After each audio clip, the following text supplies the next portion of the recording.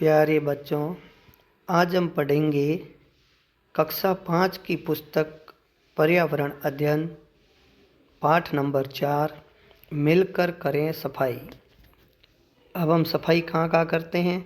जहाँ हम रहते हैं या कुछ सीखते हैं, उस स्थान को साफ सुथरा रखना हमारा दायित्व होता है।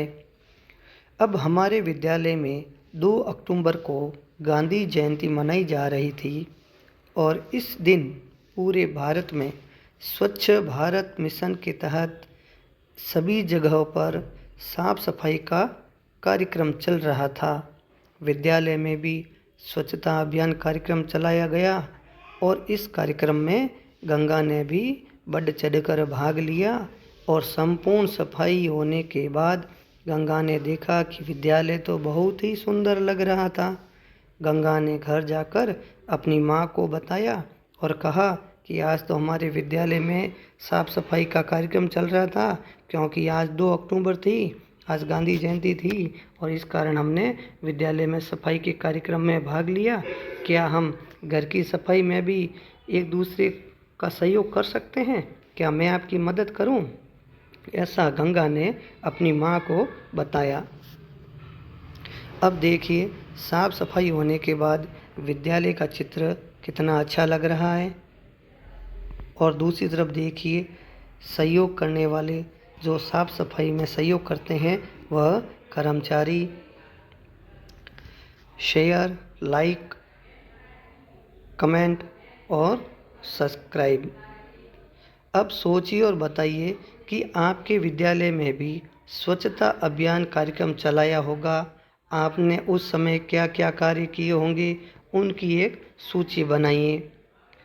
तो देखिए, इसमें आपने क्या क्या कार्य किया होगा, जैसे दीवारों को साफ करना, छतों के जालों को मिटाना, झाड़ू लगाना, कचरे को कचरे पात्र में डालना, पॉलीथीन को भी कचरे पात्र में डालना और सामग्री बाकी एकत्रित करके हमने जैसे उसको जलाया और हैंडपंप के पास में टूटी हुई नाली को ठीक करने का प्रयास किया और आसपास सफाई करना चालू रखा और कचरे पात्र को भी व्यवस्थित करना, ऐसे कार्य हमने किए हैं। अब एक प्रश्न आ रहा है कि आपने इस अभियान में भाग लेकर क्या अनुभव किया, यानी आपने क्या सीखा। तो हमें इस अभियान में भाग लेकर बहुत ही अच्छा लगा। स्वच्छता अभियान के महत्व को भी समझा, औरों को भी समझाने का प्रयास किया है और आगे भी करते रहेंगे। अब है कि आपने स्वच्छता अभियान के बाद अपनी आदतों में क्या क्या परिवर्तन किए, यानी आपने जो स्वच्छता अभियान में भाग लिया फिर अपनी आदतों में क्या क्या परिवर्तन किए हैं। तो आपका उत्तर होगा, स्वच्छता अभियान के बाद हमने स्वच्छता, कूड़ेदान, साफ सफाई, सफाई में बड़ों की मदद आदि परिवर्तन किए और उनसे हमने प्रेरणा भी ली और परिवर्तन भी किए हैं। अब है विशेष, यानी इसका विशेष महत्व है। जैसे स्वच्छ भारत मिशन भारत सरकार द्वारा प्रारंभ किया गया था और यह एक राष्ट्रीय स्तर का अभियान था। राष्ट्रीय स्तर का मतलब होता है संपूर्ण भारत में, और इसका मुख्य उद्देश्य जो है वह ये था कि गलियों, सड़कों तथा सार्वजनिक स्थलों को साफ सुथरा रखना। और यह अभियान महात्मा गांधी जी की जयंती पर यानी 2 अक्टूबर 2014 को आरंभ किया गया, जो राष्ट्रीय स्तर का अभियान है। कुछ दिनों के बाद गंगा जब विद्यालय के लिए चली गई थी तो उसने देखा कि गली मोहल्लों में कचरे का ढेर लगा था। उसे अच्छा नहीं लगा। विद्यालय जाकर उसने अपनी कक्षा में इस बात की चर्चा करते हुए अपने साथियों से कहा।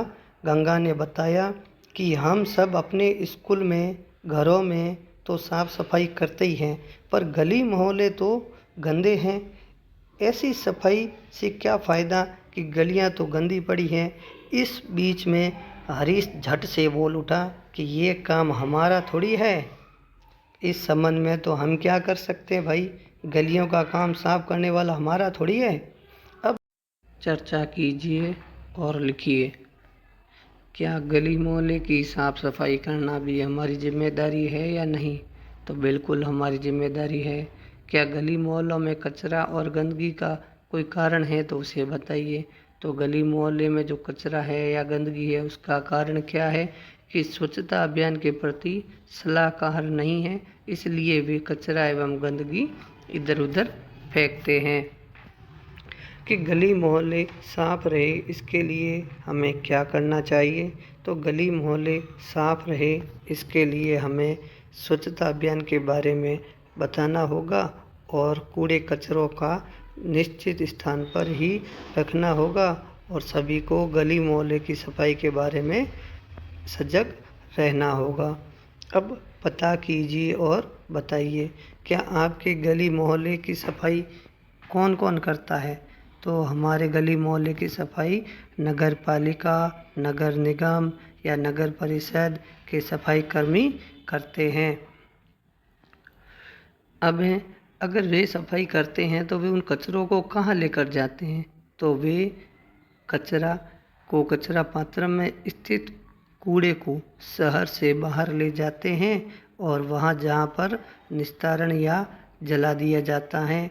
और अगला है कि इस कार्य में उन्हें क्या कठिनाई आती है। तो इस कार्य में उन्हें यंत्रों एवं समागम की कमी का सामना करना पड़ता है और कभी कभी कूड़े को सिर पर भी ढोना पड़ता है। इससे अतिरिक्त उन्हें विभिन्न प्रकार की बीमारियों का भी डर बना रहता है। अब सोचिए और बताइए कि यदि एक सप्ताह तक आपके विद्यालय या घर में या आपके आसपास फैला हुआ कचरा साफ न किया जाए तो क्या होगा। तो यदि एक सप्ताह तक हमारे विद्यालय या घर के आसपास कूड़े कचरे को साफ नहीं किया जाए तो कूड़े कचरे का ढेर लग जाएगा और सामग्रियों से विघटन आ जाएगा और विभिन्न प्रकार की बीमारियों का सामना भी करना पड़ेगा। अब कुछ प्रयोग हैं वो आप करके देख सकते हैं, जैसे घर से निकले कचरे में से उन चीज़ों की आप सूची बना सकते हैं जिनका पुनः उपयोग में लिया जा सके। जैसे गत्ता है, कांच के बने सामान है, बोतल है, चॉकलेट के रेफर है आदि है, बना सकते हैं। अब आगे है एक शुरुआत। अब शुरुआत कौन सी की है, देखो कि गंगा बहुत खुश थी, आज उसके भाई भाभी आने वाले थे और जो शहर में रहते हैं और वह जल्दी ही घर पहुंच जाएगी। अब भाई भाभी उसके लिए बहुत से उपहार लेकर आए थे, उनके आने से भी सभी बहुत खुश थे। और थोड़ी देर बाद भाभी ने पूछा कि शौचालय कहाँ है। अब गंगा ने बताया कि घर में तो शौचालय बना हुआ है नहीं, तो भाभी खुले में शौच जाने को तैयार नहीं थी। अब भाभी का कहना है कि अगर हम घर एवं घर के बाहर घूंघट निकालते हैं तो खुले में शौच कैसे जाएं, यह तो अच्छी बात नहीं है। तो बहू की बात सुनकर दादाजी ने कहा कि बिल्कुल सही बात है कि आज ही हम कारीगर को बुलाओ और घर के अंदर शौचालय बनवाओ। तो आजकल तो शौचालय बनवाने के लिए तो सरकार भी बहुत सहायता राशि दे रही है, तो गंगा के घर में शौचालय बनता हुआ देख गांव के अन्य लोग भी अपने यहाँ शौचालय बनवाने लगे। अब वापस चर्चा कीजिए कि गंगा की भाभी का कहना सही था या नहीं था कि यहाँ घूंघट भी निकालते हैं और बाहर खुले में भी शौच जाते हैं, ये बात कितनी उचित है। तो यह बात बिल्कुल सही है कि गंगा की भाभी का कहना पूर्णतया उचित है कि खुले में शौच जाने से बुरे परिणाम हो सकते हैं। खुले में शौच जाने से गंदगियाँ फैलती है, पर्यावरण दूषित होता है। अब आप सोचिए कि आपके क्षेत्र में क्या लोग खुले में शौच करते हैं और ऐसों को आप क्या राय देंगे। तो हम ऐसे लोगों को कहेंगे कि भाई खुले में शौच नहीं जाना चाहिए क्योंकि खुले में शौच जाने से बीमारियां फैलती हैं, ऐसी हम राय देने का प्रयास करेंगे। अब जिनके पास घर नहीं है, जो तंबुओं में रहते हैं, उनके लिए शौचालय की क्या व्यवस्थाएं होनी चाहिए? तो उनके लिए तो सार्वजनिक शौचालय की व्यवस्थाएं होनी चाहिए। अब शौच जाने के बाद हमें साबुन से हाथ क्यों धोना चाहिए? क्योंकि शौच जाने के बाद साबुन से हाथ इसलिए धोना चाहिए ताकि हाथों पे लगी गंदगी, कीटाणु साफ हो सके। अब देखिए कुछ चित्र है, जैसे सफाई मशीन वाली चित्र। ये मशीन है जिससे सफाई होती है, सड़कों की, गलियों की ये सफाई होती है। और ये आधुनिक पोछा है जिसमें हम घर पे पोछा देने के लिए आधुनिक पोछा का उपयोग कर सकते हैं। अब है एक चित्र और है जिसमें है स्वच्छ शौचालय। हमारा शौचालय साफ रहे, जिसमें किसी प्रकार की बीमारियों का सामना नहीं करना पड़े। और एक और चित्र है जिसमें साफ सुथरा घर। अगर हमारा घर साफ सुथरा होगा तो किसी प्रकार की बीमारियां नहीं होगी। अब चित्र में सफाई कर्मी के पास जो जो उपकरण थे उसके नाम बताओ, जैसे सफाई मशीन, आधुनिक पोछा आदि थे। अब सफाई के उपकरण न हो तो सफाई कार्य पर क्या प्रभाव पड़ेगा? तो वो तो बुरा प्रभाव ही पड़ेगा, क्योंकि अब आदत हो दिखावा नहीं। गंगा के भाई भाभी चंडीगढ़ यात्रा कर लौटे थे। उन्होंने उसे वहाँ पर बहुत से फ़ोटो दिखाए और गंगा ने देखा कि सभी जगह बहुत साफ सुथरी थी। अब वह विचार करने लगी कि हमारे घर तो छोटे हैं और सब जगह इतनी सफाई नहीं है।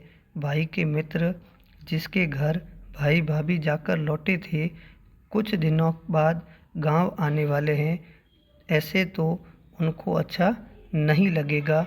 इससे भाभी ने इस संबंध में बात की। भाभी समझदार थी। उन्होंने बताया और समझाया कि छोटे बड़े घर से कोई छोटा बड़ा नहीं हो जाता, बस सफाई बहुत ज़रूरी है। यह किसी को दिखाने के लिए नहीं होनी चाहिए, वरना यह हमारी आदत का हिस्सा होनी चाहिए। अब है सफाई करने वाला श्रेष्ठ है। सफाई करने वाला श्रेष्ठ है, लेकिन कचरा फैलाने वाला नहीं है। सोचिए और लिखिए, सफाई हमारी आदत का हिस्सा होनी चाहिए। इस बारे में आपके क्या विचार हैं? तो हाँ, देश के प्रत्येक नागरिक को अपनी आदतों में स्वच्छता का अधिकार होना चाहिए। इससे हम सबको, देश और सभी को स्वच्छता का लाभ मिल सके। सफाई का कार्य करने वाले लोगों के साथ हमारा व्यवहार कैसा होना चाहिए? तो स्वच्छता का कार्य करने वाले लोगों के साथ हमारा व्यवहार अच्छा और नैतिकता का होना चाहिए। अगर हमारे गांव शहर साफ नहीं होंगे तो हमारे देश की छवि पर कैसा प्रभाव पड़ेगा और कैसी होगी छवि? तो अगर हमारा गांव या शहर साफ नहीं होगा तो हमारे देश की छवि खराब होगी। अगर हमारे घर की साफ सफाई नहीं होगी तो हमारे जीवन पर क्या प्रभाव पड़ेगा? तो हमारे घर की सफाई नहीं होगी तो बीमारियां फैल जाएगी। हमारे सभी कार्यों पर भी उसके विपरीत प्रभाव पड़ेगा।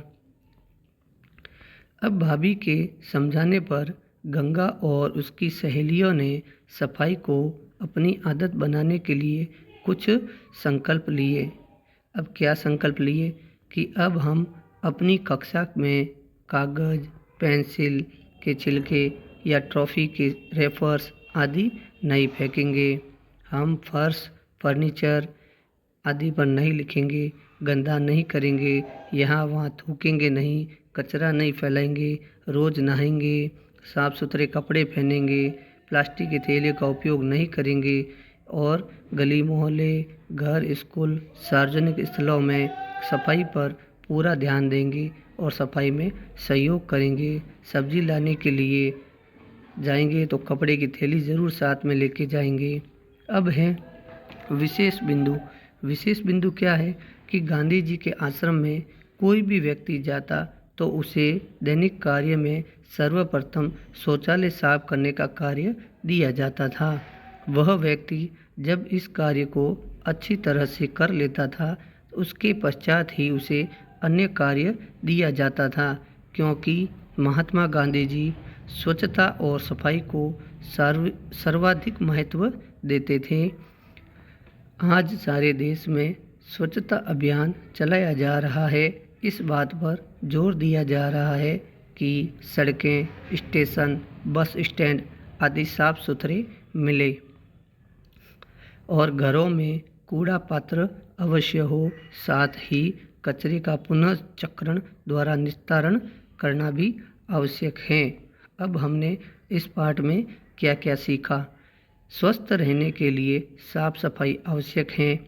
हमें अपनी सफाई स्वयं करनी चाहिए। सफाई दिखावा नहीं बने बल्कि हमारी आदत बन जाए। शौचालय में ही शौच करना चाहिए, खुले में नहीं करना चाहिए। अब हमने इस पाठ में क्या समझा है, अब आप बताइए। जैसे आपने अपने विद्यालय में स्वच्छता अभियान कैसे चलाया होगा?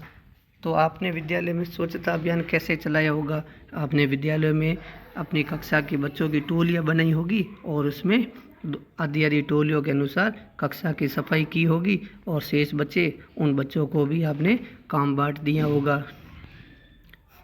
अब सफाई हमारी आदत बन जाए, इस हेतु हमें क्या करना चाहिए?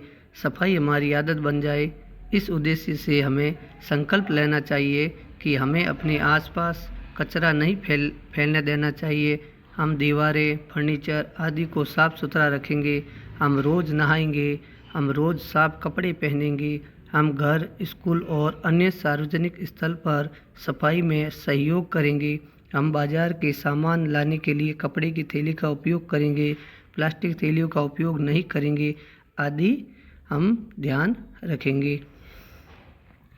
अब गांधी जी अपने आश्रम में आने वाले को सफाई के प्रति सजग करने के लिए क्या करते थे? तो गांधी जी अपने आश्रम में आने वाले व्यक्ति को दैनिक कार्य में सबसे पहले शौचालय की सफाई का कार्य देते थे।